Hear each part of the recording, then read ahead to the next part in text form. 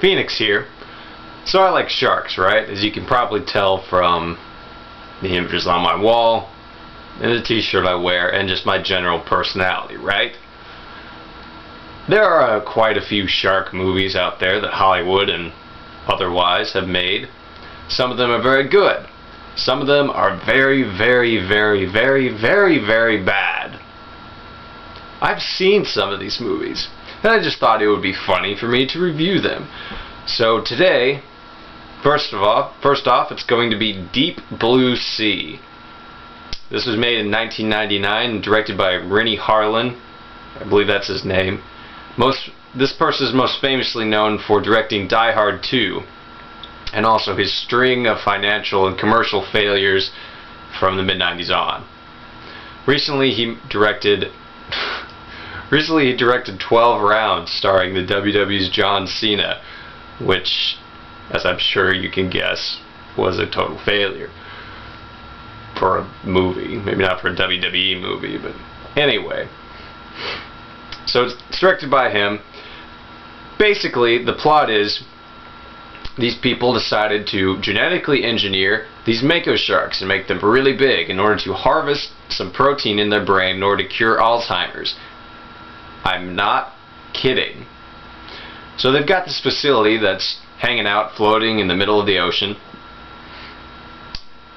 If this sounds familiar to you, it's because the studios basically took Jaws and Jurassic Park, both of which were very good movies and movies I own and enjoy, and smashed them together thinking, hey, that'll work, right? They were sorely, sorely wrong. This movie is so bad that it's kind of funny. Alright, so there's 3 Mako sharks. And, well, basically they only eat other sharks. They're genetically engineered to do some things that most sharks can't do. For example, swim backwards. Also, I believe at one point a shark is anesthetized and like just kind of hanging out in air.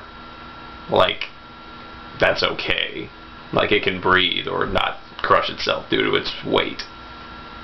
Whatever. We'll say they're genetically engineered. They're about the size of great white sharks. They're very big, though most of the computer animated sharks seem to be a great bit bigger than the mechanical versions. I think one shark is supposed to be bigger than the others, but this is kind of ridiculous.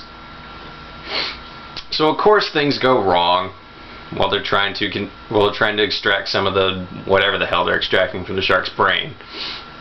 Shark bites someone. They try to call a helicopter in to take him to the hospital. The winch fails. The gurney that he's on plunges into the water. The shark takes it in his mouth, drags the helicopter into the control station, completely blowing up any communications or whatever they have. Manages to swim fast enough with the gurney in its mouth and somehow throw it underwater, mind you, into the observation glass, flooding the facility. Okay, we're off to a great start. So now we get to the part of the movie where the sharks start picking off people. You've got the situation with LL Cool J, believe it or not. He is in this movie. And he might be one of the better actors, actually. Wow, that's sad. Anyway, he's a cook in the kitchen, and after it's flooded, the shark manages to attack him in the kitchen. It eats his parrot, believe it or not. He gets stuck in the oven. The shark keeps ramming it, turning the gas on. Somehow LL Cool J manages to escape, turns on his slider, throws it, and engulfs the shark in flames. Why the shark couldn't just swim underwater, I don't know. That shark dies. At some point... oh my god, sorry. The legendary Samuel L. Jackson is in this movie. It might be the most ridiculous part of the film. Okay, so they're stranded in this submarine bay with this moon pool. Now, for those uninitiated, the moon pool basically is where a submarine would go in and out because the pressure in the air is the same as the pressure in the water at depth. You have to control it, mind you. And the water doesn't leak in. So anyway, these giving this big emotional speech about how we're going to pull together and we're not going to let this not going to let us, die in this situation, and admits to some weird cannibalism on his part in some previous adventure, when the shark comes out of the water, eats him, drags him back into the water, eliminating the biggest star in the entire movie in the first act, basically. It's hilarious. YouTube it, I'm sure it's on there. So anyway, the whole LL Cool J thing happens. There's like this elevator shaft that's getting flooded, and someone falls in. In the TV version, you just don't see what happens. I believe in the movie version, the shark manages to bite her in the crotch before dragging her in. And like lifting her up, they're like, "No, we'll save you," and her crotch is in the shark's mouth. Ow. Ouch. So the second shark gets killed because of basically the person who starts the whole problem, this annoying bitch, who is hot, I'll give you that, which is the only reason she's in the movie. Anyway, she's trying to get these files about the experiment, and the shark attacks her. And here's what happens. In order to defeat the shark, she stands on a desk, takes off her wetsuit, so of course you can, takes off her wetsuit, which is wet, puts it on the desk, stands on the wetsuit, takes this electrical cord, breaks it, and when the shark tries to get her, shoves the electrical cord into the shark.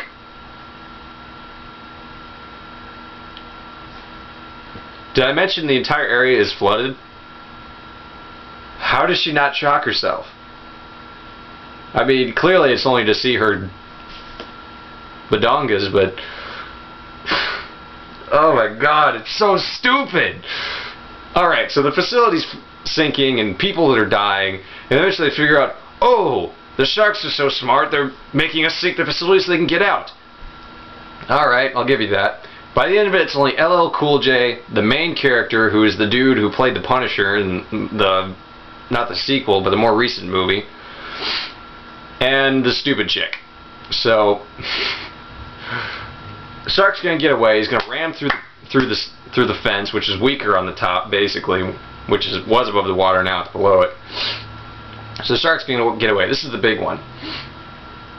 It attacked LL Cool J. LL Cool J takes off his cross, stabs the shark in the head, and lets him go. He gets away. Basically, they got this harebrained idea. They're going to blow up the shark using some various gunpowder and blah, blah, blah, blah they have, involving harpoons and whatever. They're going to blow up the shark. Sound familiar? Anyway. The stupid chick, in an ending that was actually changed, uses herself as bait, and the shark totally rips her in half and eats her in the most gruesome, probably the most gruesome death of the film. This was a changed ending. The audience hated her so much, and actually liked LL Cool J, that their deaths were switched. LL Cool J survives, this dumb bitch dies a horrible death. Anyway, main character, Carter or Jane, or whatever the hell his name is, he's a shark wrangler, right? So he's got this weird power where he can outswim the shark. Okay, Mako sharks, very, very fast in real life. Genetically engineered giant Mako sharks, which are not only faster but smarter. How does he outswim that?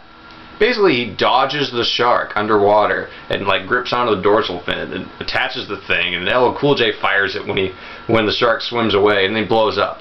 And they go, he just wanted to escape into the deep blue sea. Oh my god, are you serious? They're gonna say the name of the film at the end? It's ridiculous. It was not a commercial success. It still made like 70 million in the United States. 70 million it shouldn't have made. But oh my god, it's just ridiculous. Ridiculously bad, it's almost funny. It inspires sci-fi movies for years to come. Ugh. But that's Deep Blue Sea. If you got any comments or memories about it, go ahead and drop a line on the comments section. I'll see you next time with another ridiculous shark movie.